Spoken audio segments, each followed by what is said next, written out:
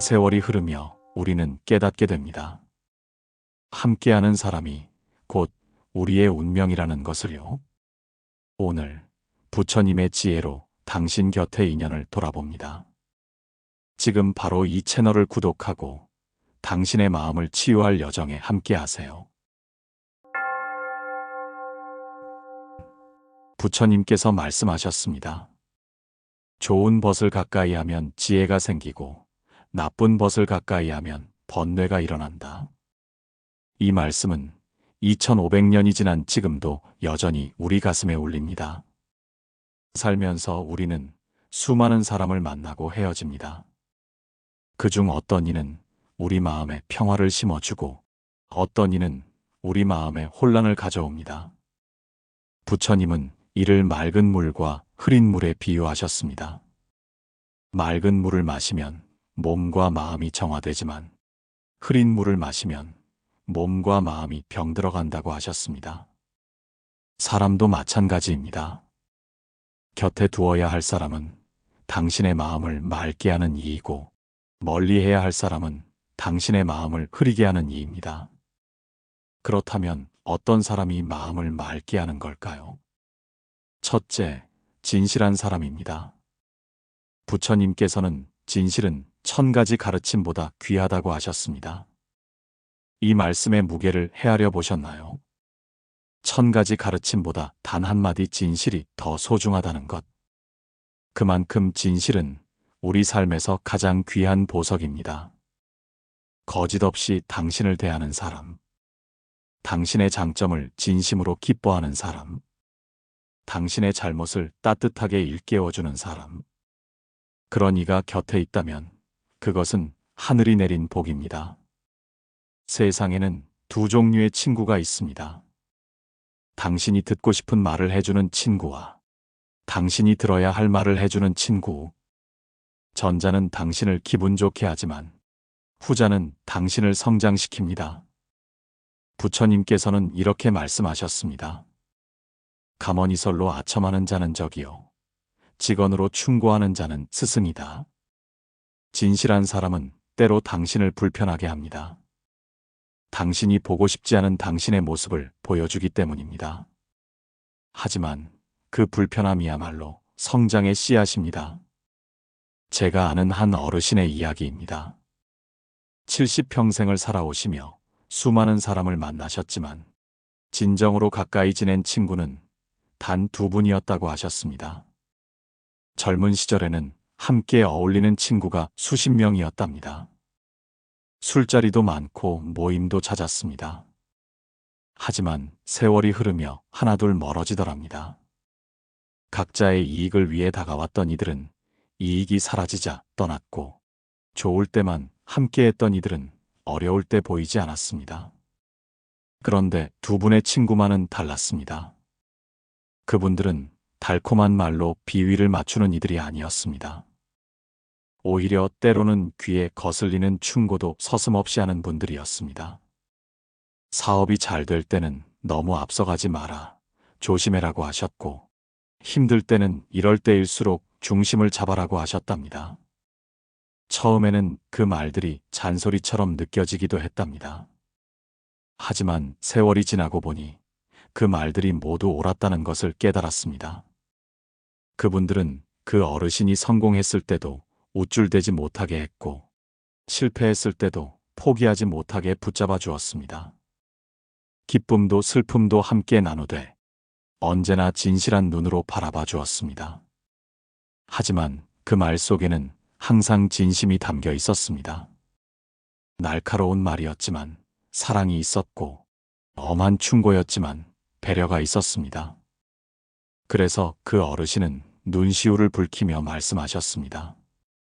그 친구들이 있어 내 인생이 바로 설 수 있었다고. 만약 그들이 없었다면 나는 교만으로 무너지거나 좌절로 주저앉았을 것이라고. 이것이 바로 부처님이 말씀하신 선지식, 좋은 벗입니다. 선지식이란 단순히 좋은 친구가 아닙니다. 당신의 영혼을 깨우고 당신의 삶을 이끄는 스승과 같은 존재입니다. 부처님께서는 말씀하셨습니다. 선지식을 만나는 것은 캄캄한 밤에 등불을 만나는 것과 같다. 그렇습니다. 진실한 사람은 당신 인생의 등불입니다. 그들이 비추는 빛으로 당신은 어둠 속에서도 길을 잃지 않습니다. 만약 당신 곁에 그런 사람이 있다면 그것은 전생의 공덕입니다. 감사하는 마음으로 그 인연을 소중히 가꾸세요. 만약 아직 그런 사람을 만나지 못했다면 먼저 당신이 그런 사람이 되세요. 진실한 사람은 진실한 사람을 끌어당깁니다. 둘째, 당신의 마음을 안정시키는 사람입니다. 이것은 첫 번째 조건만큼이나 중요합니다. 아니, 어쩌면 나이가 들수록 더욱 중요해지는 조건일지도 모릅니다. 법구경에 이런 구절이 있습니다. 마음이 편안한 자는 1000명의 군대를 물리칠 수 있고 마음이 불안한 자는 바람에도 흔들린다. 이 말씀은 마음의 평화가 얼마나 큰 힘인지를 보여줍니다. 외부의 1000명 군대보다 내면의 평화가 더 강하다는 것. 반대로 마음이 불안하면 작은 바람에도 쓰러진다는 것. 우리의 삶은 결국 마음의 상태에 달려 있습니다. 같은 상황이라도 마음이 편안하면 견딜 수 있고 마음이 불안하면 무너지고 맙니다. 그렇기에 당신의 마음을 편안하게 하는 사람은 당신의 인생을 지탱하는 기둥과 같습니다. 함께 있으면 마음이 편안해지는 사람이 있습니다. 특별히 재미있는 이야기를 하는 것도 아닙니다. 놀라운 지혜를 전해주는 것도 아닙니다. 말이 많지 않아도 그저 곁에 있는 것만으로도 위안이 되는 사람. 그들의 존재 자체가 평화입니다. 그들의 눈빛에서 안정을 느끼고 그들의 말투에서 위로를 받습니다. 부처님께서는 이를 고요한 연못에 비유하셨습니다. 고요한 연못 곁에 앉으면 마음도 함께 고요해지듯 평화로운 사람 곁에 있으면 마음도 평화로워진다고 하셨습니다. 그런 사람은 당신의 불안을 잠재우고 당신의 두려움을 녹여주는 존재입니다. 당신이 불안할 때 괜찮아질 거야라고 안심시키는 것이 아닙니다. 그들은 그저 당신 곁에 조용히 앉아 있을 뿐인데 그 존재만으로 당신은 평온을 되찾습니다. 이것은 신비한 일입니다. 어떤 사람의 존재가 다른 사람에게 평화를 준다는 것. 하지만 우리 모두 경험해 본 일이기도 합니다.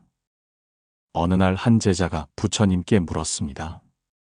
세존이시여, 어떤 사람을 가까이 해야 합니까? 제자는 아마도 지혜로운 사람, 능력 있는 사람을 기대했을 것입니다. 하지만 부처님께서 대답하셨습니다. 그대의 마음에 파도를 일으키지 않는 자를 가까이 하라. 지혜도 능력도 재산도 아닌 마음의 평화를 기준으로 삼으라 하신 것입니다. 마음에 파도를 일으키지 않는 사람. 생각해 보세요. 얼마나 귀한 존재입니까? 세상은 온통 파도를 일으키는 일들로 가득합니다. 뉴스는 우리를 불안하게 하고, 경쟁은 우리를 초조하게 만들며, 비교는 우리를 비참하게 합니다. 이런 세상에서 당신의 마음을 고요하게 지켜주는 사람이 있다면, 그것은 사막의 오아시스와 같습니다. 그것은 당신을 흔들지 않고 당신의 중심을 지켜주는 사람입니다. 그들은 당신을 판단하지 않습니다. 당신의 성공을 시기하지도 당신의 실패를 비웃지도 않습니다. 당신이 무엇을 하든 어떤 상태이든 그저 당신을 있는 그대로 받아들입니다. 이런 수용이 우리에게 얼마나 큰 평화를 가져다 주는지 아십니까? 부처님께서는 수용은 모든 치유의 시작이라고 하셨습니다. 판단받지 않고 있는 그대로 받아들여질 때 우리의 상처는 비로소 아물기 시작합니다. 한 노스님의 일화가 있습니다. 어느 날 젊은 수행자가 찾아와 말했습니다. 스님, 저는 늘 불안하고 초조합니다. 어떻게 하면 좋을까요? 노스님은 아무 말 없이 차를 따라주셨습니다. 그리고 함께 앉아 차를 마셨습니다. 한참을 침묵 속에서 차를 마신 후 젊은 수행자는 문득 깨달았습니다. 스님, 제 마음이 편안해졌습니다. 노스님이 물었습니다. 내가 무엇을 해주었는가?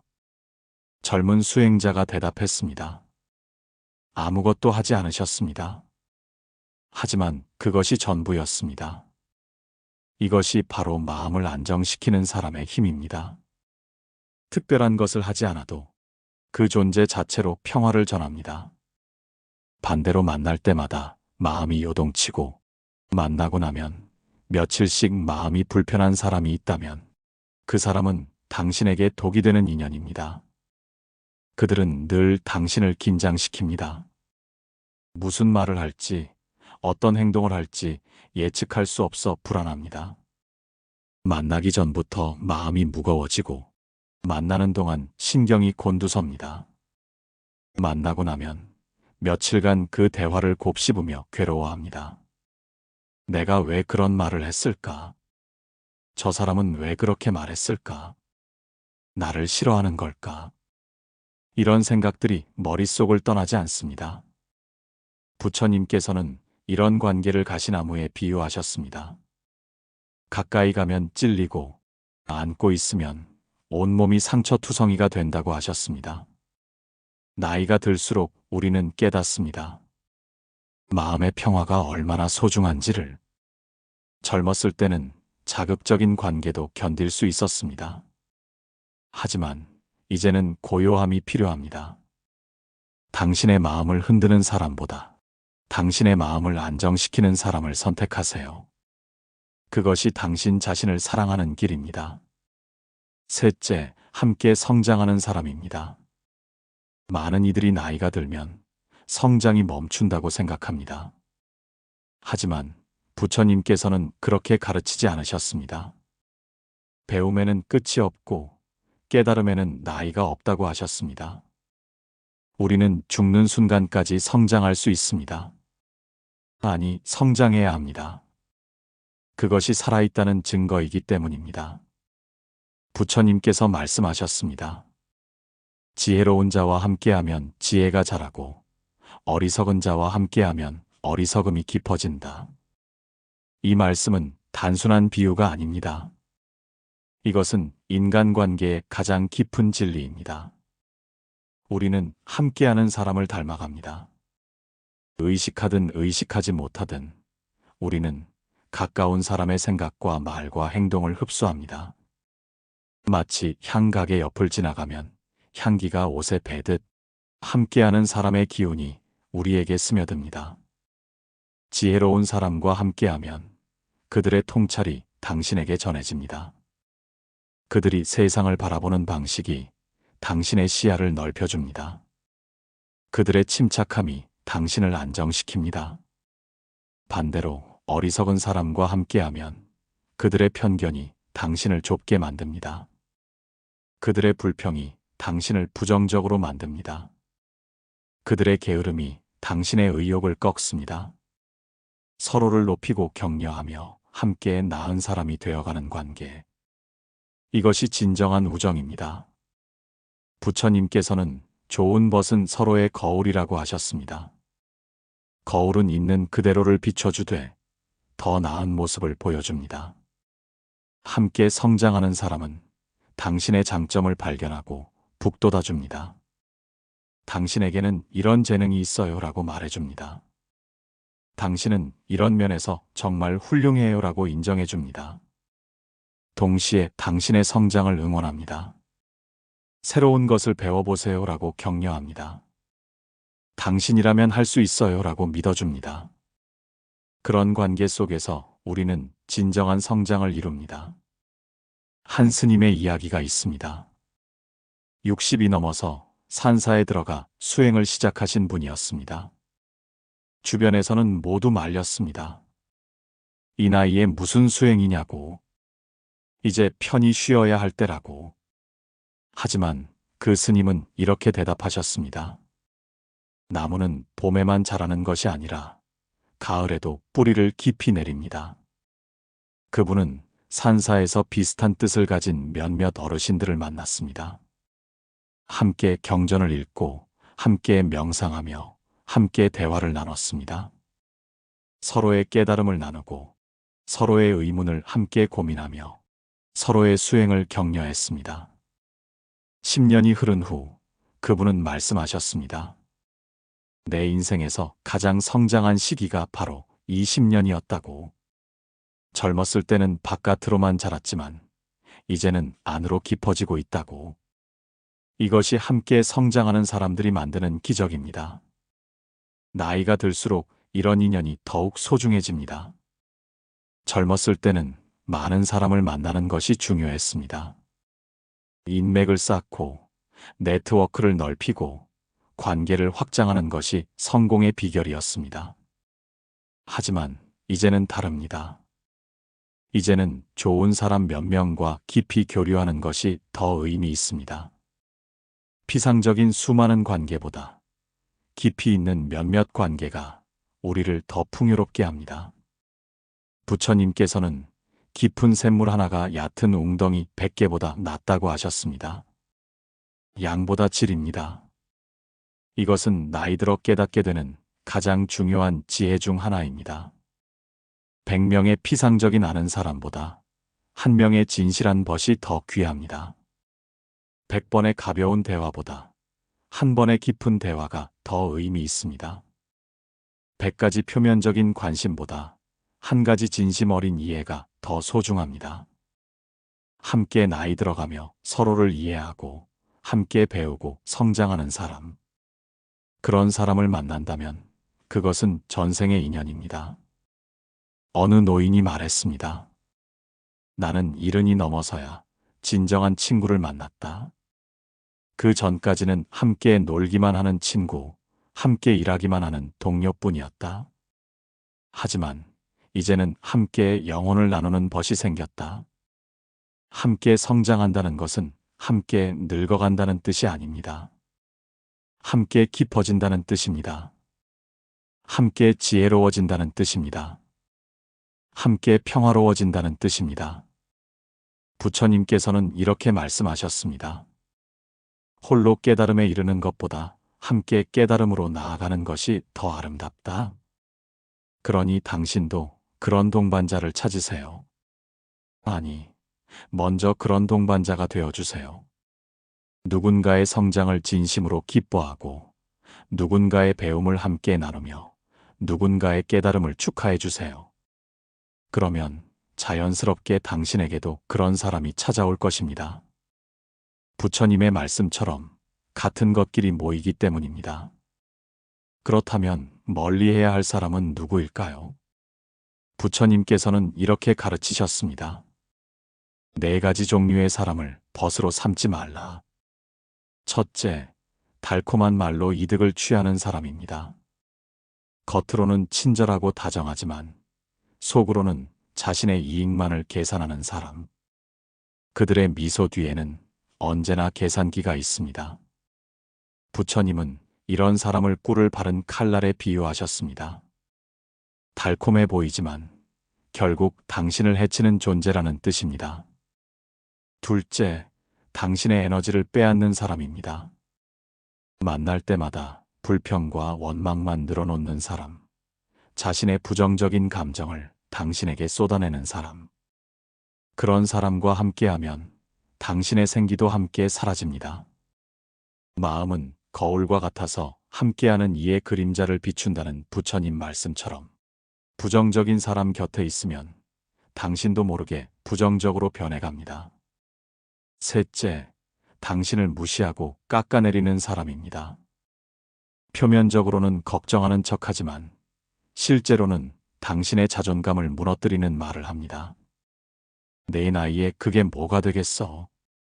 그걸 지금에서 뭐 하려고?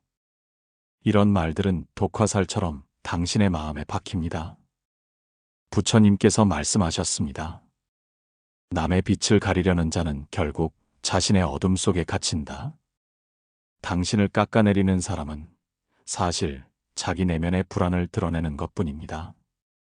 넷째, 변화를 두려워하게 만드는 사람입니다. 당신이 새로운 시도를 하려 할 때마다 그냥 이대로 사는 게 어때? 라고 말하는 사람. 안전함을 핑계로 당신의 성장을 막는 사람입니다. 부처님은 멈춰 있는 물은 썩고 흐르는 물은 맑다고 하셨습니다. 변화와 성장은 삶의 본질입니다. 그것을 막는 사람은 당신의 인생을 정체시키는 사람입니다. 이제 중요한 질문 하나를 던져봅니다. 당신의 주변에는 어떤 사람들이 있습니까? 부처님께서 아난다 존자에게 하신 말씀이 있습니다. 좋은 벗과 함께하는 것이 수행의 전부이다. 처음에 아난다는 좋은 벗이 수행의 절반이라고 생각했습니다. 하지만 부처님은 전부라고 정정하셨습니다. 그만큼 함께하는 사람이 중요하다는 뜻입니다. 나이가 들면서 우리는 깨닫습니다. 인생에서 가장 중요한 것은 관계라는 것을, 얼마나 많은 것을 이루었는가 보다 누구와 함께 시간을 보냈는가가 더 중요합니다. 좋은 사람과 함께한 평범한 하루가 나쁜 사람과 함께한 화려한 하루보다 훨씬 가치 있습니다. 그렇다면 어떻게 해야 할까요? 첫째, 용기를 내어 관계를 정리하세요. 부처님께서는 집착을 버리는 것이 자유의 시작이라고 하셨습니다. 오래 알았다는 이유만으로, 정이 들었다는 이유만으로 당신에게 해가 되는 관계를 계속 유지할 필요는 없습니다. 멀어지는 것은 배신이 아닙니다. 그것은 자신을 사랑하는 방법입니다. 둘째, 좋은 인연을 소중히 하세요. 진실한 사람을 만났다면 그 인연을 깊이 가꾸세요. 부처님은 좋은 인연은 천년을 살아도 만나기 어렵다고 하셨습니다. 감사를 표현하세요. 자주 안부를 물어보세요. 작은 관심이 큰 인연을 만듭니다. 셋째, 당신 자신이 좋은 사람이 되세요. 좋은 사람을 끌어들이고 싶다면 먼저 당신이 좋은 사람이 되어야 합니다. 같은 것끼리 모인다는 부처님 말씀처럼 당신이 맑으면 맑은 사람이 찾아오고 당신이 따뜻하면 따뜻한 사람이 다가옵니다. 거울을 닦듯 당신의 마음을 닦으세요. 그러면 자연스럽게 좋은 인연이 모여듭니다.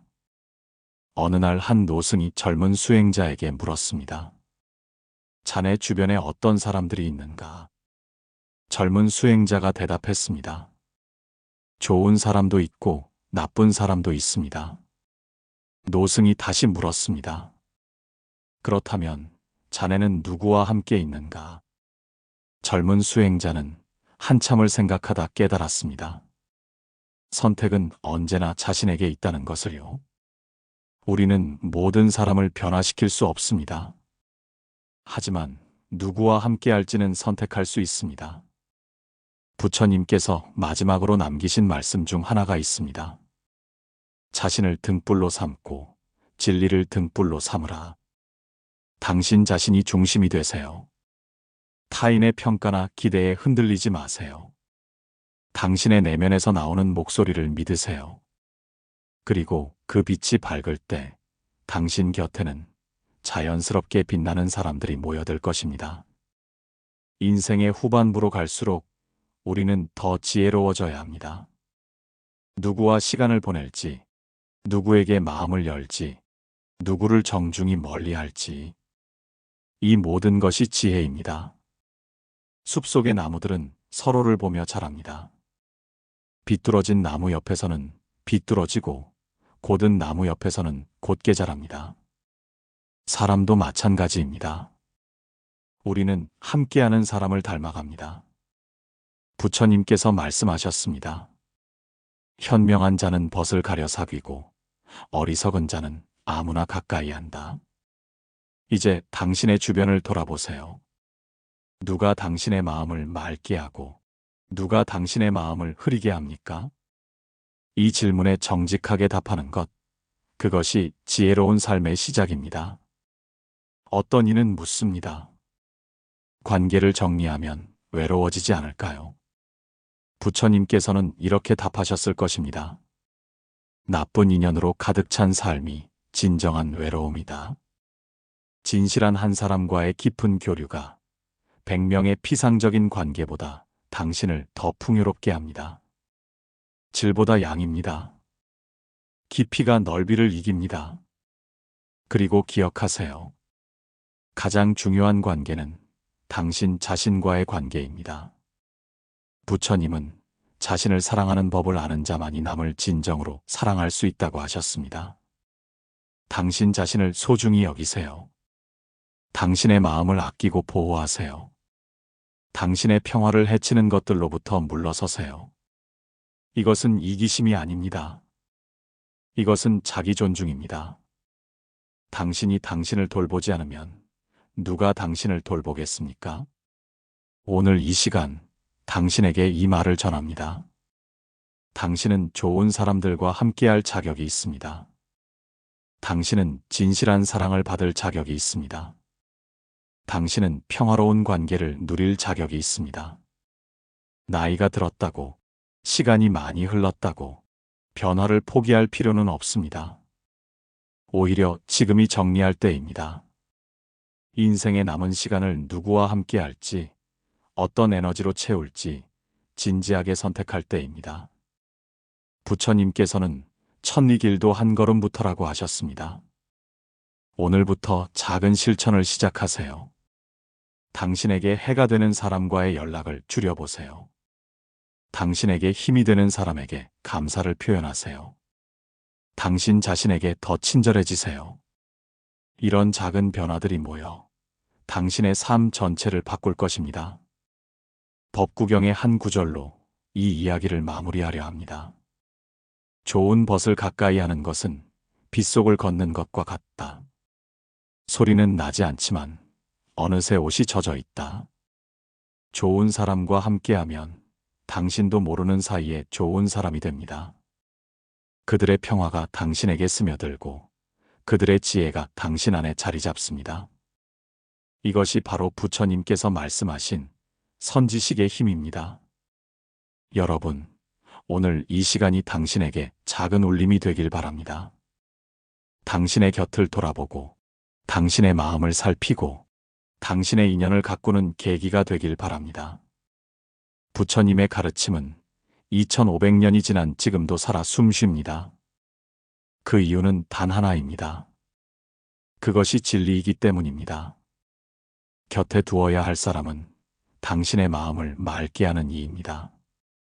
멀리해야 할 사람은 당신의 마음을 흐리게 하는 이입니다. 이 단순하면서도 깊은 진리를 오늘 하루도 기억하며 살아가시길 바랍니다. 당신의 남은 인생이 좋은 인연들로 가득하길, 당신의 마음이 언제나 맑고 고요하길, 당신의 하루하루가 평화와 지혜로 빛나길 진심으로 기원합니다. 오늘도 이 영상을 들어주셔서 감사합니다. 이 말씀이 도움이 되셨다면 구독과 좋아요 부탁드립니다. 당신의 지인 중 이 말씀이 필요한 분이 있다면 공유해 주세요. 함께 부처님의 지혜를 나누며 서로의 마음을 밝히는 선한 인연이 되길 바랍니다. 다음에 또 좋은 말씀으로 찾아뵙겠습니다. 건강하시고 평안하세요. 나무아미타불 관세음보살